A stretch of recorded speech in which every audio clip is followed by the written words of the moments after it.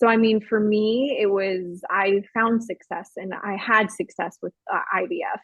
And, the hardest thing for me to hear was when people were trying, I know that they meant well and they were trying to be nice to me. The hardest thing to hear is it'll happen when it happens. Try not to stress, or it's divine timing, trust God's plan. Like those ones were hard for me to hear because I never understood why me. Like, so it was just kind of like, why wouldn't I be able to get pregnant, or why isn't this the right time? You're listening to Breaking the Ice podcast, a podcast that I created in 2020 to connect women within the hockey world. My name's Devin Dodaro, my husband's Charlie Dodaro, and we've played literally all over the world. We have 2 kids, 2 dogs, and let's just say hockey has taken my world by storm. What I've learned is that this community and these experiences are very specific, and you should not have to go through this alone. Through this podcast, I share the tools, resources, do's, don'ts, and what's helped me along the way while continuing to learn from each and every one of you. So lace them up and tune in for episodes twice a month. And make sure to follow the page on Instagram at Breaking the Ice Pod. Hello, everyone. Welcome back to Breaking the Ice. Happy you're here today, as always.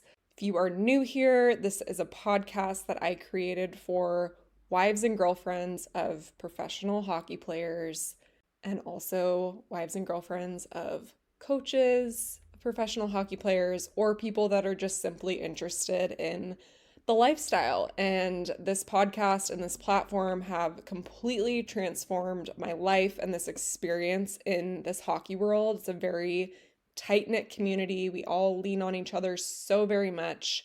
I'm really proud of this podcast and this platform, and I truly appreciate the friendships and the conversations that take place within it. It really has impacted my experience going through all of the hard times for the better.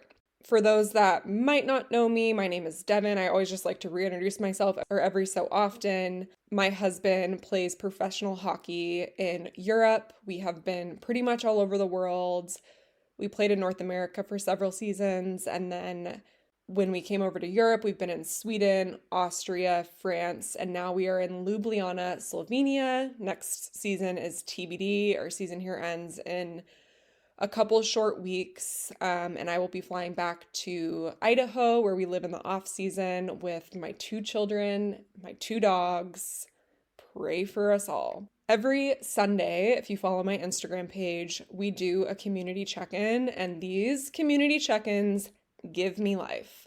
They are so validating to all of our experiences, I think, and everybody that follows along. I feel like you will find something that someone shares every week that you can identify with. And a reoccurring theme that keeps coming up is the topic of IVF, infertility. And this is a really important topic to discuss, not only in general, but also within our hockey community. I think there's a lot of aspects of experiencing IVF and infertility that sometimes the lifestyle that we live can make it more challenging to go through it in certain ways. Like if you're living away from home and you're having to go through IVF in a different country, or your timing just isn't working out, or you're just visiting, or you're going home. Like there's just so many moving parts. And so I really love having these conversations because I know that it is helpful to other women in this community. I've had a few different IVF episodes now, and they are honestly some of my most downloaded episodes, which makes me so happy because every woman that you talk to either knows someone that's gone through infertility struggles or has gone through that themselves. And so I just love that we're all tuning in as well to get a better understanding of the topic and also learning how to support someone that might be going through this. Today on the podcast, I have Haley Palve joining me, and I am so excited. Haley's been on the podcast before, and I'll also link her past episode in the show notes, as well as the other IVF episodes that I've had on. And I knew I wanted to do another IVF episode soon, and I knew that she was going through a journey with her fertility. She is now pregnant with a baby girl after going through IVF. So happy for her. And I just really wanted her to come on and share her experience.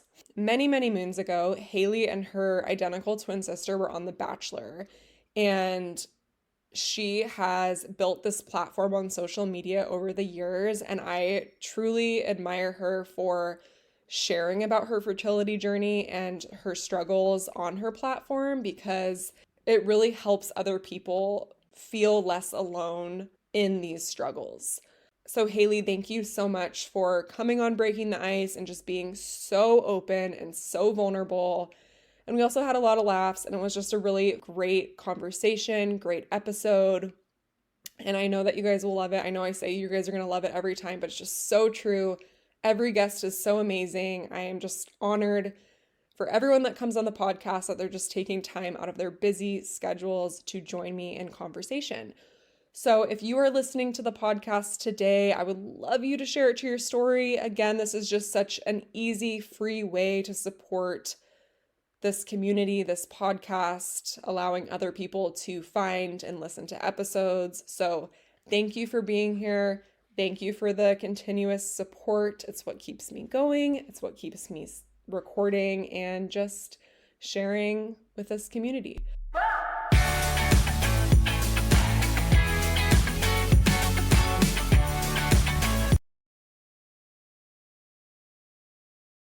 Yay. Well, I'm excited that you're here. For those that are listening, Haley and I recorded a podcast of Breaking the Ice. I was trying to think when it was. I think it was like 3 years ago, which is crazy. It was 3 years ago, yeah.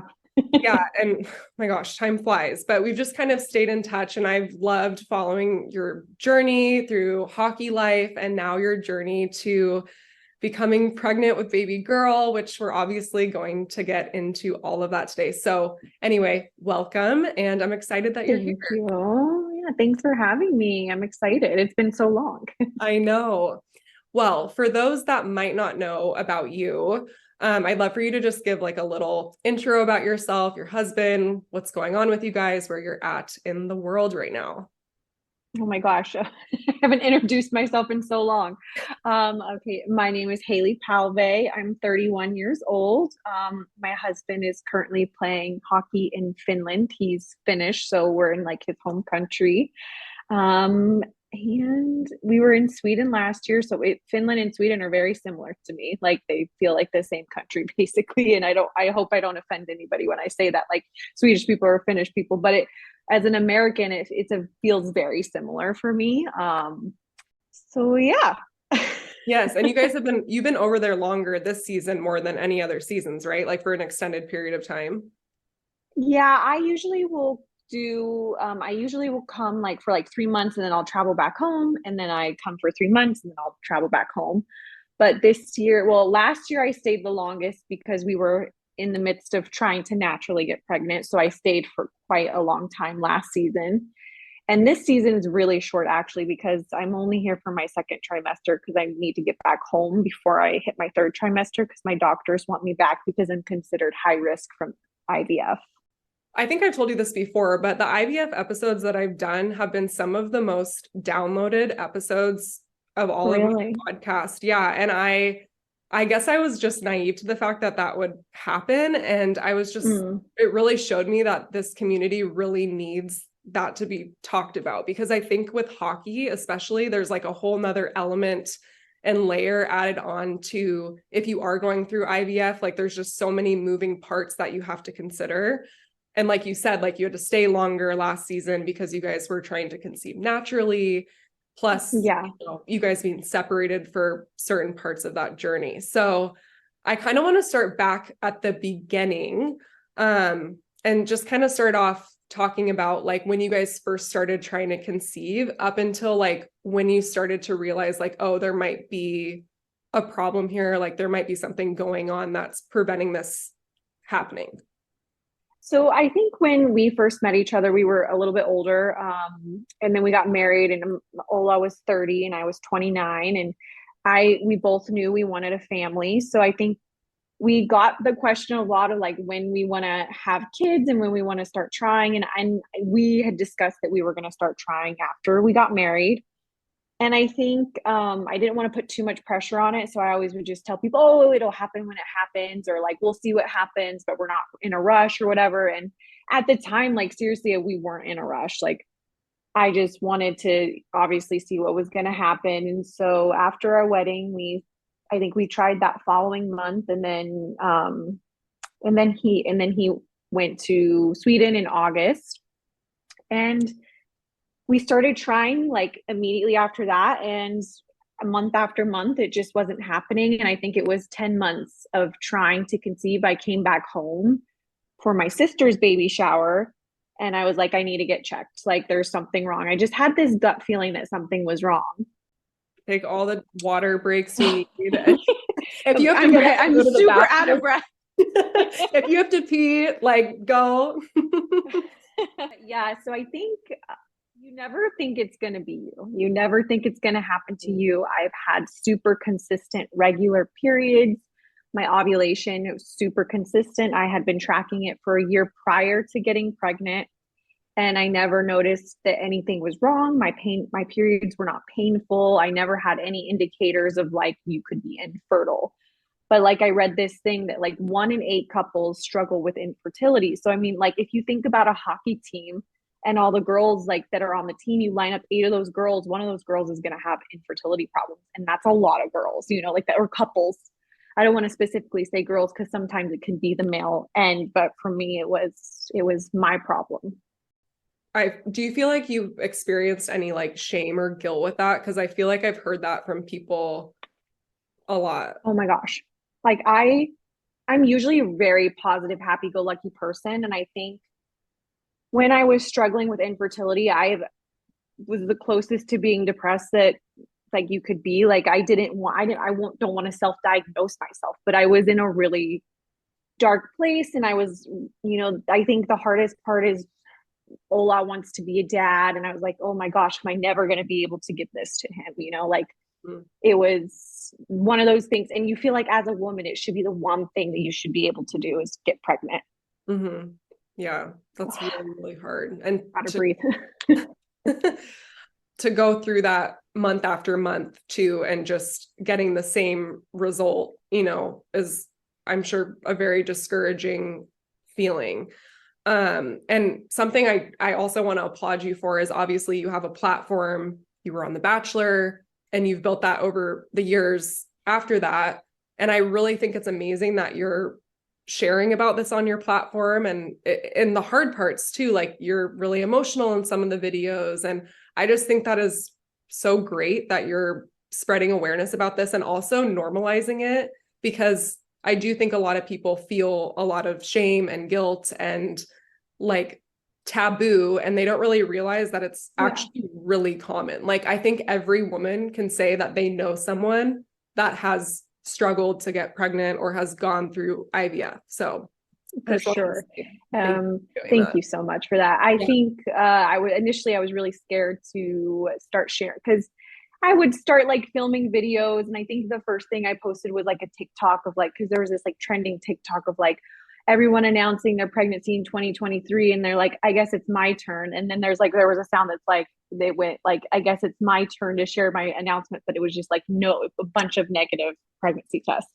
So I filmed that, and like it just picked up a lot of people were like super supportive of it. And then so after, I was so nervous to post that video, but then it got so much good feedback. I was like, okay, maybe this is something that people would be interested in. And so I would start filming like videos. I'm like, I can't share this. And I held on to a lot of videos that I've actually never shared, or like, and it, like that I just kept to myself. And I was just like, oh no, it just didn't feel right. And then because I think women too, like you start trying and like you're 6 months in and you're like, oh no, I shouldn't be freaking out. Like I've only been trying for 6 months, but like those 6 months and like seeing a negative test for those 6 tries is so disappointing when it's something that you really want.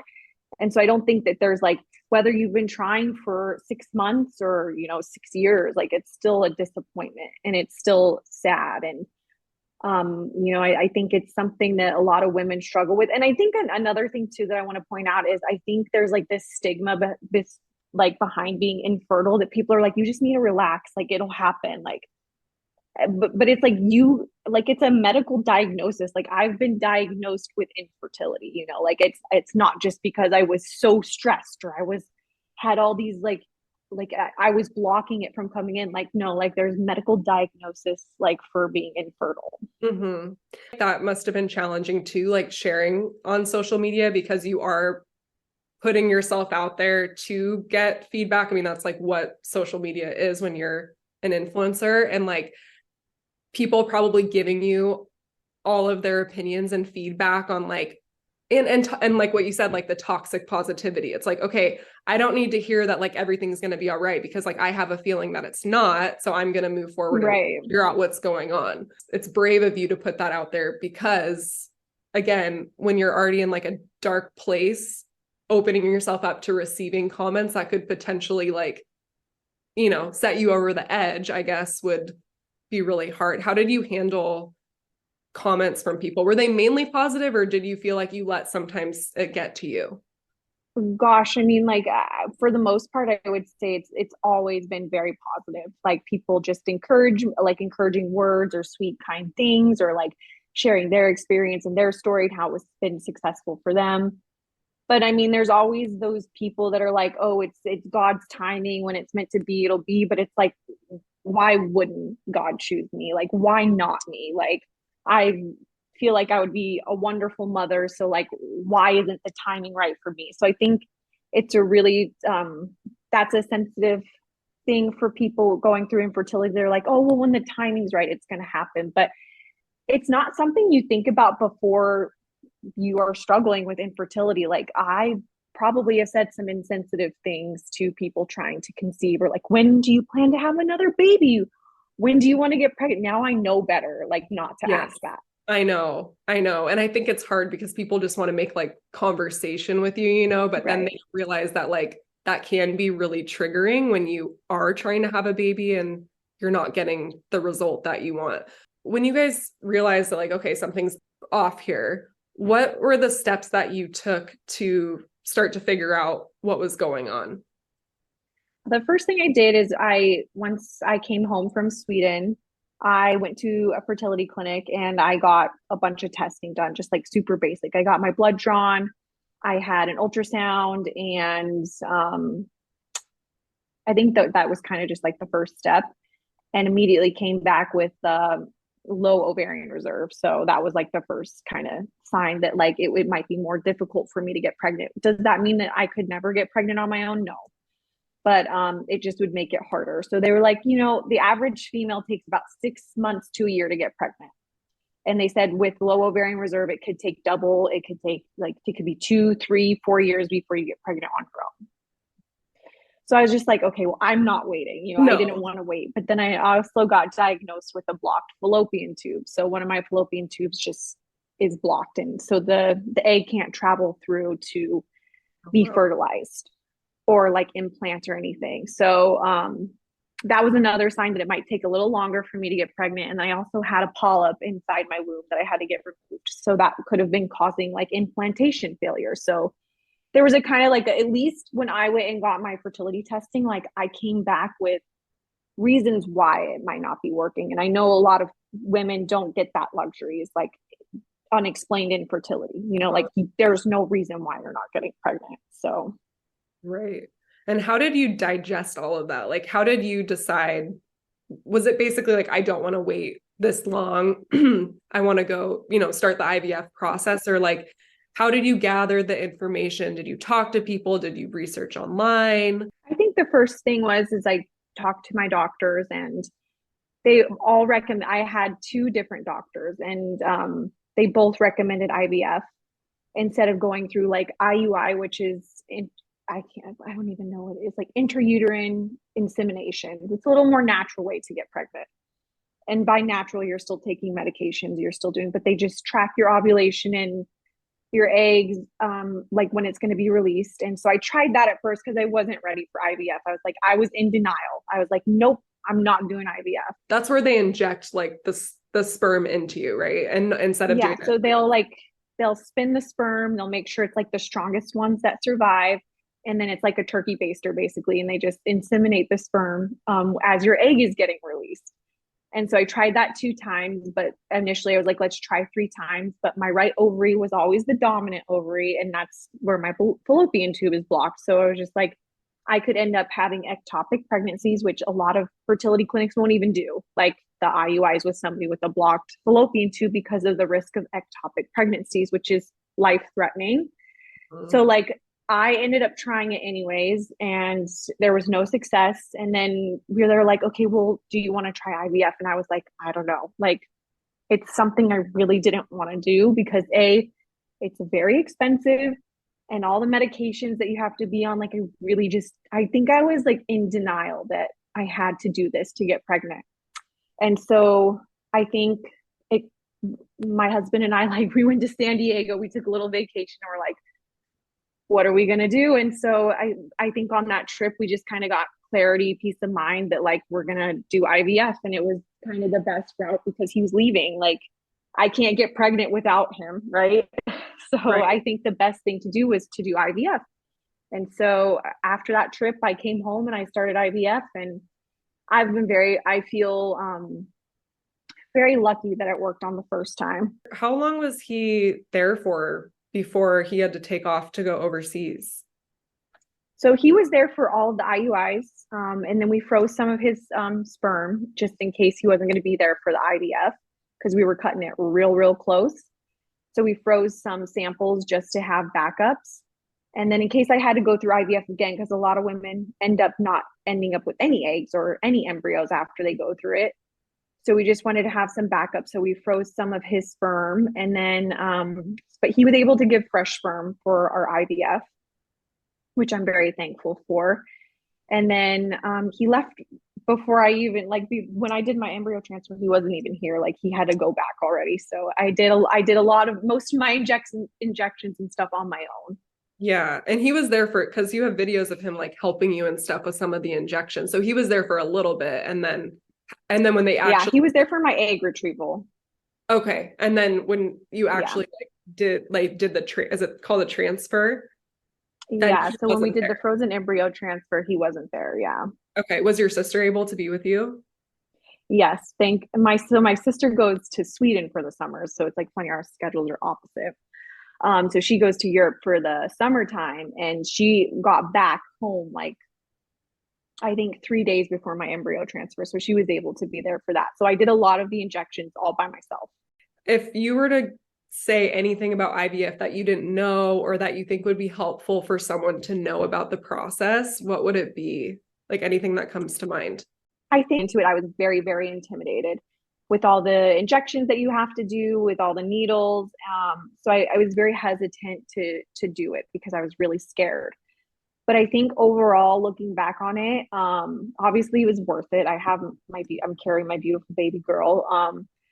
But I don't think it's as scary as I thought I hyped it up to be. It's really not that bad. I mean, obviously, it's not fun. It's not something you want to go through, but ultimately, like, looking back, it really wasn't as scary as I thought it was going to be. Did you find it was hard from like a hockey wife perspective on your mental health to not have Ola there for part of that process? Or did you feel like you're like, I got this, like you gotta, pump yourself up to do it? Or how did I you? don't know. Like, I maybe it was just, honestly, when it comes to health and medical help, I do better when I'm on my own. Like, when I have kind of like the moral support, I get really like more emotional about it. Or Mm. like if I know like if I had a hard day and I'm gonna come home and like I burst into tears because I see my husband or like my sister, like somebody you love, I'm almost stronger by myself. So I think I mean, obviously if he was there that would have been great, like fine. But like I felt like a badass doing the injections by myself. Like I honestly, it was very empowering to be able to do it by myself too, and knowing that like what I'm capable of. Yeah, absolutely. I mean, takes a strong person to go through that. All right, you guys, a hot topic that has always been and always will be in our hockey wives community is the topic of strollers. I firsthand can tell you that I have experienced the stress when trying to decide the perfect stroller for my family. When I first had my child, I got a single stroller, and then obviously when I got pregnant again, I had to upgrade to a double, and I just could not find a stroller that I was like in love with. There was always just some sort of issue. And I started doing a lot of research, and I heard about the Zoe brand, and I am obsessed. I ordered the stroller right before we came to Europe this year. So I got it back in December, and it has honestly been a godsend. And I cannot believe how much more affordable it is than all of the other strollers that I've been buying. It's a side by side, and a lot of people think, okay, but how does that fit into the car? How does that get through European doorways? It is actually much smaller than any other stroller that I have owned in the past. And I actually wound up just ordering a single travel stroller for them as well because it fits in the overhead compartment in the plane, which is huge. We have a couple trips planned this summer, so I am going to be taking that probably for my youngest just so I can slide it above and be on my way. I know a lot of people get stressed about the strollers, and I never recommend anything that I've not personally used or something that I don't personally love myself. And I swear by this stroller. It is just so easy to use, especially if you have a dog or two dogs like me. I can literally still push it with one hand, and it's so easy to fold up, fit in the car. So anyways, I just wanted to give a shout out to Zoe because I really love the brand, and I've been very impressed with their customer service as well. And they actually gave me a link for you guys to get $15 off your stroller if you wind up purchasing one. I'll put it in my bio, and I'm also happy to answer any questions just because I know how overwhelming it is when deciding a stroller. So they have single strollers, double strollers, whatever you're searching for on the market, and you will not regret it. All right, back to the episode. They did the injection. You got pregnant the first time. He was abroad. Mm-hmm. Did you wait to tell him until you flew overseas, or did you tell him? Absolutely not. No, because he knew when my embryo transfer was. And so we knew that, a few days after that, we would get a positive or a negative. And I definitely am not the type of person that can wait. Like I'm the person that buys a gift and I can't wait for your birthday to give you the gift. Like you're getting it that same day. Like I am the same. I am the same. I ruin every surprise of my own because I can't hold it in. Yeah. Exactly. So, I never could have waited, but I think it was also such a emotional journey for me. And I don't cry. Like it takes a lot for me to cry. And I have never cried so much like than when I was going through fertility treatments because I'll probably from all the hormones and stuff too, but like I was just an emotional person the whole time. Yes. So, too, like, I think just having that support from him as well. And I think he was struggling too, that he probably needed like the positive news too, Yeah. So like, because I think he saw how much I was struggling and it took a toll on him too. Right. Oh yeah, for sure. And I think it's like that gets very dismissed, I feel like with the guys. And I feel like guys don't talk about that as much with like their friends and their family about like how they're feeling. So I feel like women have so much more of a support system with like hard issues like this. Whereas I don't know, like he could be really struggling with it, but not being as vocal about it as you would be. Yeah. Right? I think it was just if I was the one that was infertile, but I think it was hurting him probably just as much as it was hurting me to see me struggling so much to be able to get pregnant for sure. Yeah. So did you tell him over FaceTime and did you just hold up a stick or did you tell him in a certain way? So when I first, I was peeing on sticks every single day after I did the transfer because I'm a type where, again, I cannot wait. I have to know. So I was peeing on sticks and I first got my first positive 4 days after our transfer, but I did not believe it. I was like, no, like certainly this can't be true. Like I'm going to wait for the blood work, which they won't do blood work until 10 days after the transfer. So I told him, and I was showing him the pregnancy test every day that I was taking. Like they were getting darker and darker, and my sister's like, "You're totally pregnant," and I was like, "No," I was like, "This can't be." And so I was waiting for the blood work to even tell anyone other than my sister and my husband. And then the blood work came back positive, and I just remember calling him, just being like, we're pregnant," and we were both just kind of like, we didn't cry. I was so over crying. Like there was no crying involved. We're just like, oh my gosh, like that's great news.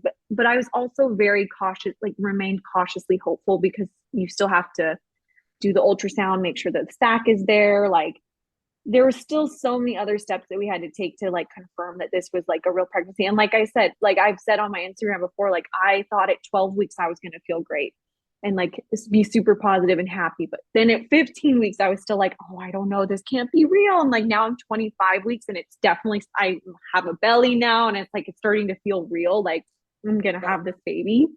But I don't know if I'll believe it until she is in my arms, like healthy, happy, and safe. No, I feel like it's such an out of body experience. And like when they're born, you're like, how do you have a face? Like, how were you inside of me with a face? Like, it just is so weird. And It's weird. it doesn't feel real until they're out. Like, you're like, oh, Yeah. I feel like you forget you're pregnant sometimes when you're pregnant because you're just like, Yeah. Honestly, I don't feel, I've had such a, knock on wood, such a wonderful, easy pregnancy besides heartburn. So I'm like, some days I'm like, I can't even believe I'm pregnant. I'm like, look down, I'm like, oh my gosh, there's a belly here. yes. That's really normal though for women to feel that way. Like you said, okay, the first ultrasound, okay, 12 weeks, okay, 16 weeks, but also like, I don't know about you, but social media can be so triggering. And sometimes you see Oh my things gosh, you don't it's want to so scary. see. And then you go on a spiral. And then like you can have a lot of like doubt, kind of taking other people's situations and like placing them as your own when it's not true. Like I remember something that you 100%. shared where you were saying it's okay when you're struggling with fertility to unfollow people that are pregnant or that, like people don't talk about that. That can be very triggering for people that are having trouble conceiving. For sure. I mean, for me too, I even carry some sort of guilt because it worked for me on the first time, because I have a bunch of friends who haven't had that luxury of having success their first round of IVF. So even I, as somebody who has struggled with infertility, like I carry that guilt with me.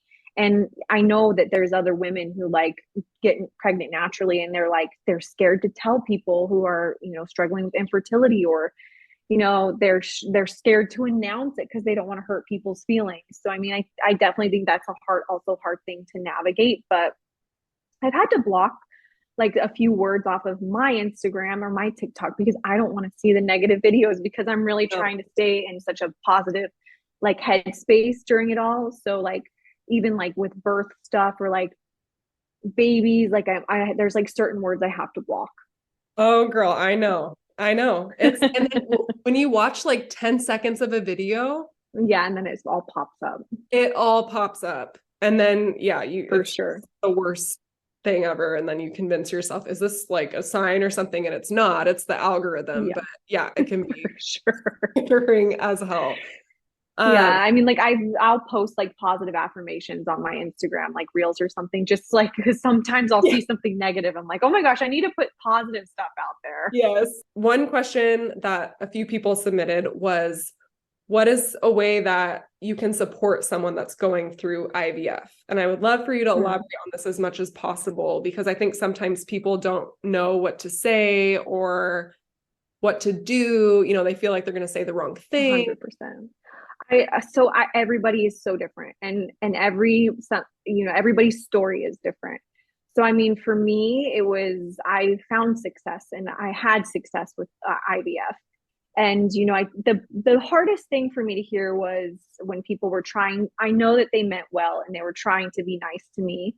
The hardest thing to hear is it'll happen when it happens. Try not to stress, or it's divine timing. Trust God's plan. Like those ones were hard for me to hear because I never understood why me. Like so, it was just kind of like why wouldn't I be able to get pregnant?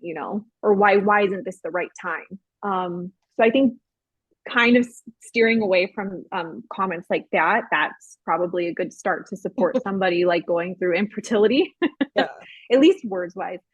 And also too, I think it's important for somebody who's like struggling with infertility, if you have a friend that's like pregnant, instead of hiding it from them, I think sending a text message, not calling them, to announce your pregnancy, because you never know how they're going to react. I'm like, great, look at me, I'm like hiving up, I'm like, Oh I'm my God. sweating Are you okay?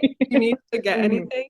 You're probably not when used to I talking to another human that much. Like that's when me. I Like talk a lot, I get into hypes. Yeah. yeah, I was on the phone with my parents last night and I was talking like literally a million miles a minute. And I was like, can you Mm-hmm. tell that I haven't had social interaction in like I get a hot. month? Let me open my door. No, even like I was talking to my sister the other day. We talked for 2 hours. I'm like, dude, I'm sweating. Like, I gotta call you back. But yeah, Yeah. so getting back to how to tell somebody that you're pregnant. I think if it's a friend, like sending them a text. Like I had this one girlfriend. It was like the best way that she could have told me. She sent me a text message and she was just like, "Hey, like I don't know how to say this to you, like but like we're pregnant and I just wanted to tell you over text message. Please don't feel the need to respond to me right now. Like respond when you're ready." And she's like, if you want to talk about it, like I'm here to talk to you. So I think that was a really good way to do it, instead of calling me and like trying to surprise me with it. And then it gave me some time to process it to myself. So I think that's always like a good start. Like if you are trying to tell somebody that's struggling with infertility, like how to share your news. Mhm. But also, I don't think you should hide it, because you don't want it to seem like you're avoiding telling them. Yeah, no, for sure. Did you feel like you were at that time that you were going through that you were connecting more with other women that also were going through similar struggles? I think I wanted to talk about it a lot, and I wanted to talk about it with people that had similar situations that I was in. So I felt like, just like even with my sister who doesn't struggle with infertility, I just wanted to talk about it. And I wanted to, and so just sitting there and listening, like having like a listening ear, I think is super important, even if it's not something like, that's what friends are for, right? You can talk about the same thing over and over again, because it was my life at the time. And that's the only thing Totally. that it was consuming my thoughts. And so I think, just being able to talk about it was really nice, and like not being judged, or just having somebody listen. So I mean, if you have somebody like my mom or like my sister, like those were the two people I always turned to. Or like I had a girlfriend who also went through IVF years before me, and she was also like a support system for me as well. Do you know anyone that was going through it at the same time as you and you guys could kind of like lean on each other through the process? Yeah, I had a girlfriend who was also going through it, but she had been struggling for like 5+ years. And it was also a sensitive subject for her too. So it's like, I think for me, like the best thing to do was turn to family members, but I think there's probably like, or there's people like women on Instagram that I could connect with like that, or I'm sure there's support groups on Facebook and stuff too where you can turn to. Podcasting, like listening to podcasts. That was like the Egg Whisperer. She has an amazing podcast. I would just sit there and listen for hours and hours about all of the infertility stuff. There's like Instagram accounts. I think there's like I'll send it to you. There were like I mean, I tried everything. I tried changing my diet. I cut out all of like everything had to be BPA free. I changed all of my makeup, all of my hair care, skin care. I did it all, and like none of it. When you're diagnosed with infertility, none of that's really gonna help. That's so hard. I bet you felt like just so out of control that you're trying to be like, what can I do to like What can I solve this? control? Yeah, exactly. Yeah. And then when like it's not working, yeah, that would be so tough because you're doing all the right things and there's nothing that you could have done. It was just a diagnosis that you needed Right. to receive to get the next steps. Right. Something that I find so odd is that people always ask you about I don't even know exactly how they say it, but just with your sister, like they're like, are you like jealous of her, like all Yeah. this stuff, like because she had like a baby pretty easily, Naturally. right? Yeah, Yeah. naturally.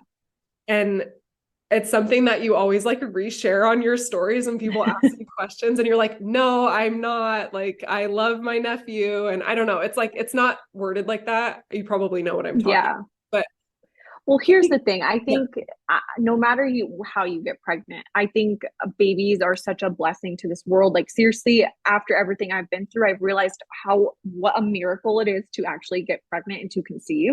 yes. So I think no matter whether it's my sister or a friend or somebody on Instagram, like having a baby is such a blessing.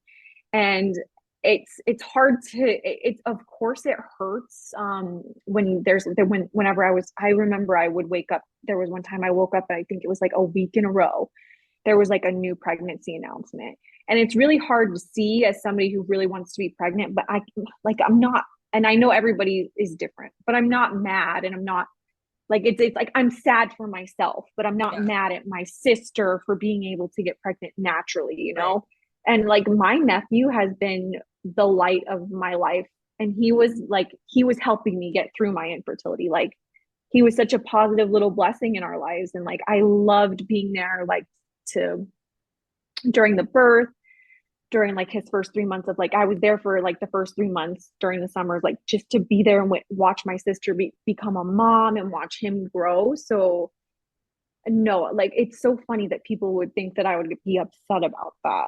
Yeah. I'm sure it is hard though to see like the announcements, but I think when it comes to like Yeah, I mean, it's okay if you do feel that way about a family member, but I know that you've right. always been really open and honest, like, no, that's not how I feel at all with my sister. Like, I'm so happy about it. And yeah.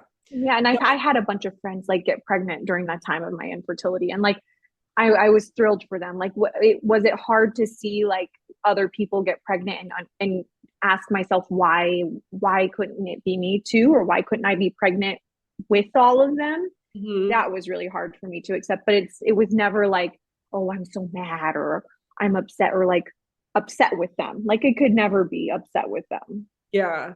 I think like sharing about your story probably actually helps people stop asking you those insensitive Mm-hmm, questions of when are you going to try to get pregnant? Because you're like, I'm putting it out for there. sure. We are trying to get pregnant and it's not working. So, like, that kind of was probably like, okay, guys, stop asking. This is what's going on. And then that way you're not having to get triggered by it because you're kind of just sharing with the world, like, what's going on with you.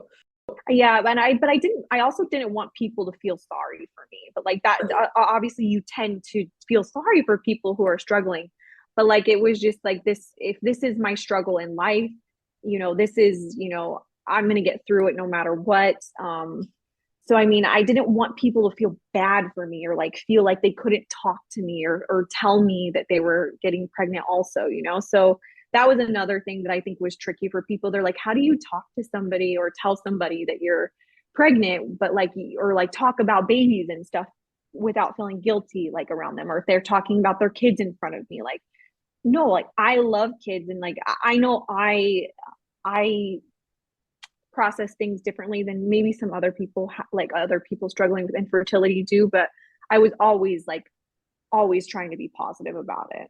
Yeah, I love that. And fast forwarding to now, are you 25 weeks pregnant? Yes, I'm 25 weeks pregnant and I feel so pregnant. Oh my gosh. She's gonna keep growing and growing more and Oh my more. gosh, I know. So how has your pregnancy been? How are you feeling? Do you feel anxious? Do you feel like what? Tell me everything. I think in the beginning, I had a lot of anxiety. Mhm. Like the first 12 weeks were definitely filled with anxiety, just wanting everything to be okay and wanting her to be okay. I still have that anxiety. Like if I don't feel her moving, I have a little Doppler here. Like I have to listen to her heartbeat. I'm like, I still like struggle and like, or I'll be like, oh my gosh, we have to go get an ultrasound now. Like I'm freaking out. So, there's definitely like that anxiety, but overall, like I feel very, very lucky that I've had such a nice pregnancy. Like I did have some nausea starting at 11 weeks. 11 to 17 weeks, I was kind of feeling sick. And like I threw up a total of 2 times, but I was dry heaving and gagging so much. Like, and it was so loud and aggressive. It was so embarrassing. Like it would happen out of nowhere. And so I'd be like out in public gagging and people are probably like, "What? Oh my God, she's sick." Or like people were probably freaked out by me. But Yeah. other than that, like I have had the first sign of pregnancy for me was heartburn, which is something I struggled with before pregnancy, heartburn. And I actually was like on a medication for it, like way before, like maybe when I was 21 years old, because Yeah. I've struggled with heartburn my whole life. So now being pregnant, that's the one thing I've really struggled with. I started like, I think at 6 weeks, that was the first sign of pregnancy for me, was the heartburn. Yeah. Interesting. I know. I think we talked about this, how I was like, oh, maybe she has a lot of hair or something. Because that's like an old wives' tale that they say. And it's true with mine. So we'll see. Hey, we'll see. Knowing my luck, she'll be bald, but she'll be cute bald. It's fine. Yes. How has the experience with the healthcare been in Finland? Honestly, the healthcare here is amazing. I mean, we pay out of pocket for everything. Even though my husband is from Finland, we still have to pay for everything, which is fine. It's like way cheaper than it would be back home, anyways. But like, I feel like the doctor's appointments here, like they're like an hour plus long. Like they take such good care of you. They go through every single thing. They do step by step. So it's been good healthcare. It's just like the appointments are actually like really long. So that's something I had to prepare myself for. Like our first appointment was 2.5 hours long. Like, oh my gosh, this is Oh, crazy. Lord. Yeah. They're like writing everything down like on a paper.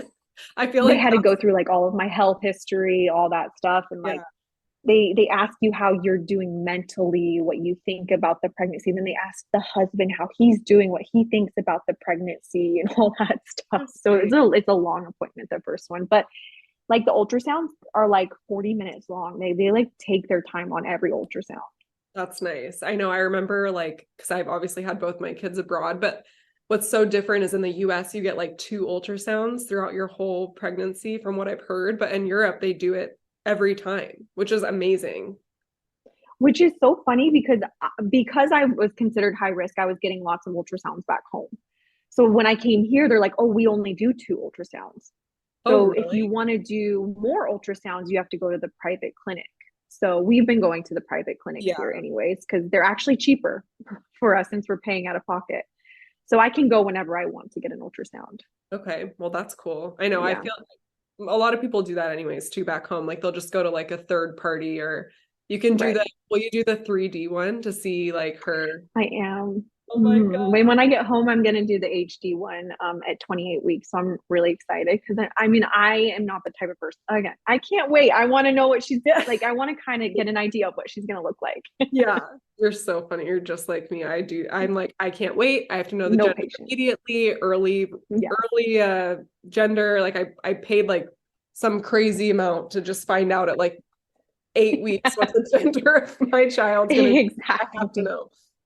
Did you do Exactly. did you do the early gender reveal, or did you wait till 12 weeks? So all my embryos were genetically tested. So the gender Oh, was like we already knew the gender of the babies. oh my God, So you but did? we knew what genders we had frozen. It was something I was really hesitant to share because it's very controversial to pick the gender of the baby. But we had mixed genders, and ultimately we did decide what gender we were going to transfer. Oh, But it's something I've been very hesitant to share because it's people get upset when you can pick the gender. why is that? I don't know, because like naturally you can't decide, and so like not it's like honestly I would have been happy with either gender. Totally. Honestly, it would not have mattered at all. But like if we had the chance to pick the gender, like I paid so much money, like I guess might as well. I mean, I think so. I think I would do the exact same thing. Yeah. So I haven't even shared that actually publicly that we picked the gender. Only my close family and friends know that. Oh my gosh. Well, that's amazing. And so will you guys Yeah. go through, I think you've shared that you guys want more kids. Do you have to go Yeah. through that again, or will you guys try to conceive naturally again, or like how, like, what's your plan, I guess? So a lot of my friends that have gone through IVF end up getting pregnant naturally afterwards, maybe because the body knows now what to do, blah, blah, blah. But we have two genetically, tested embryos that are frozen, and we've talked about it. And I think we'll transfer one of our embryos after this, like when we're ready. I don't know if I don't know if I have it in me to try naturally anymore. Like we Yeah. have these two embryos, like might as well use them. And it almost would be sad, like to think, oh, we're just going to toss those embryos. Like those are our babies. Yeah. So it's something I don't know. I don't know. I'm going to see how I feel after this baby, but I think we will probably transfer one of our embryos after this. Yeah. And what are the genders? I'm just kidding. I'll You keep like those sharing that? private. Oh my gosh. Okay. Well, before we wrap up the call, I just wanted to ask you if there's any advice. I know I already asked you that about IVF specifically, but about anything. It could be pregnancy, IVF, trying to conceive, to anyone that's going through a similar situation. What advice, motivation would you give them? And then after that, we're going to play like a little rapid fire question game that I came up with.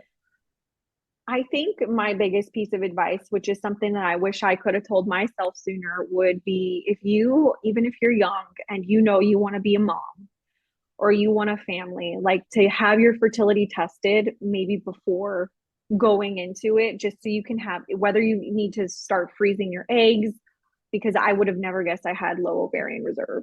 Mm-hmm. So I think that's something that maybe my mind could have been changed, or maybe I would have done something differently to start saving my eggs or freezing my eggs sooner. Because you just, like, again, you never think it's going to be you. You never think it's going to happen to you. And there's super easy tests that you can take at home. Like you just prick your finger and you can get the results back, I think, within like 2 weeks. And they're more affordable than going to the fertility clinic, but you can get a lot of information from those. So I think that's my biggest piece of advice to women who are interested in starting a family. Maybe it doesn't have to be now, but down the line, just so you can have an idea of what your fertility is. I just thought of another question. Sorry, not to go like back into it, but like, no, you're fine. I don't know exactly, I'm not going to word this terminology right, but when they pull like your eggs to implant the embryos, do you have more that they could pull if you went through the IVF process again, or do they pull everything that you have and they're like, okay, these are the three? Like, is there a chance that if you wanted like 6 kids, for example, and you went through the process again, there's more eggs that they could? That might be a really stupid question. I don't know. I just thought about it. No, listen, like I didn't know anything about IVF until I started doing it. I feel like I'm a fertility, I know everything about fertility now.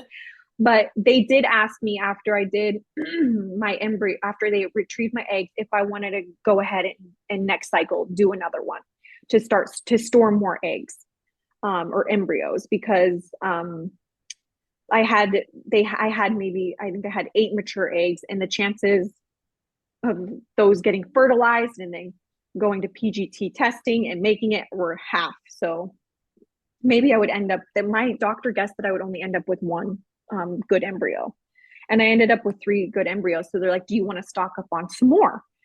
And which is another way for them to make money, right? Because you have to pay for the egg retrieval all over again. That's so shitty. So I was like, no, I'm not going to do that again until I know how many PGTA normal embryos I have. So and after I got 3, they're like, do you want to transfer, or do you want to do another egg retrieval because you only have 3? And I mean, like, because you can transfer and then it can fail. So I mean, then you would end up with 2, and then you go down, and then you'd have to start all over. Yeah. So I mean, yes, you can, each time they can, it's going to be a different number that they retrieve from you, probably every time you do an egg retrieval. You know what's so wild is like some people implant like 3 embryos and then they split and they have like quadruplets. Could you imagine? No. No, I could not.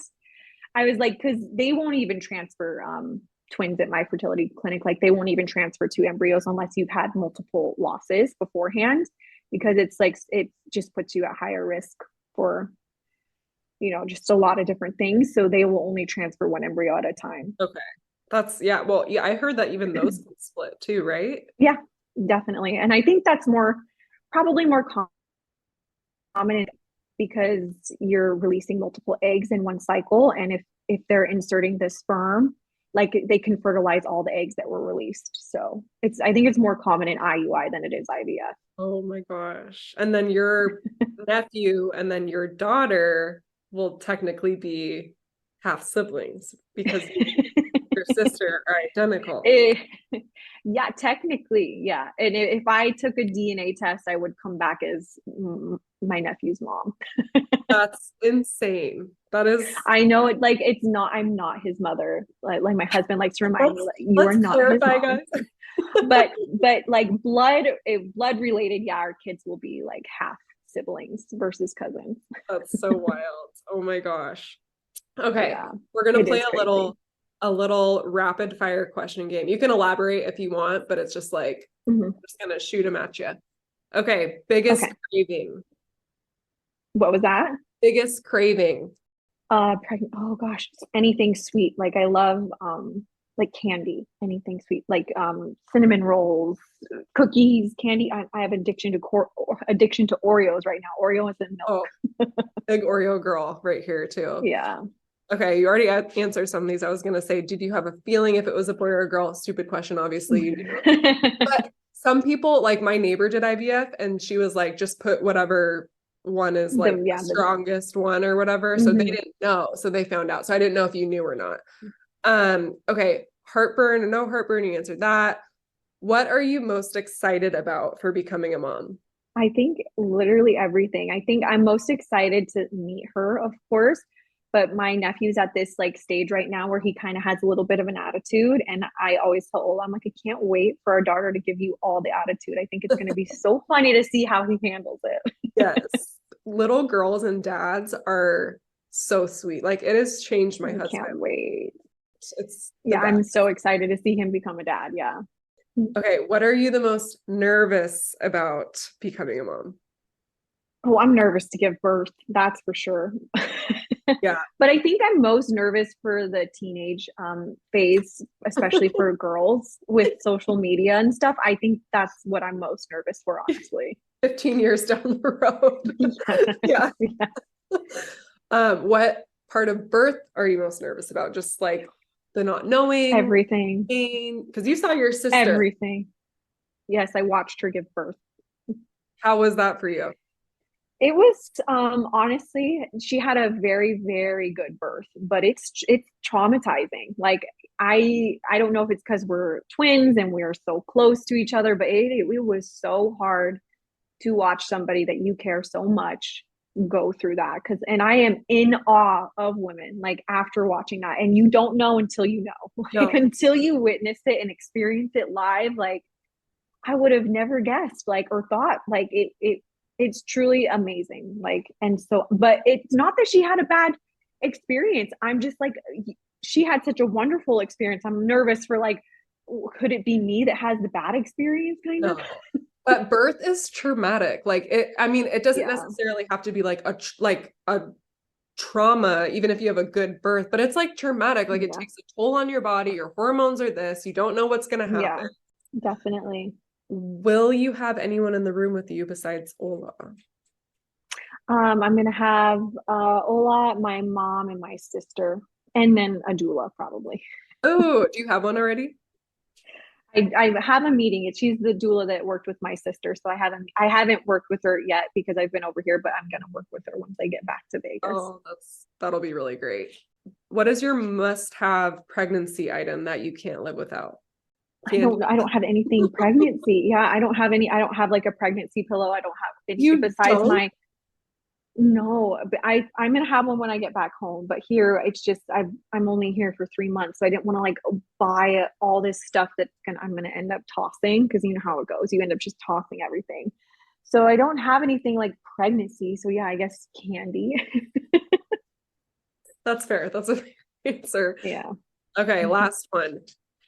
And I think I already know the answer to this. Do you think you're someone that could wait to find out the gender for future babies to come? Like, could you say you had two different genders for your next embryo? Could you say, put Mhm. whichever one in, wait until the birth to find out the gender? Never.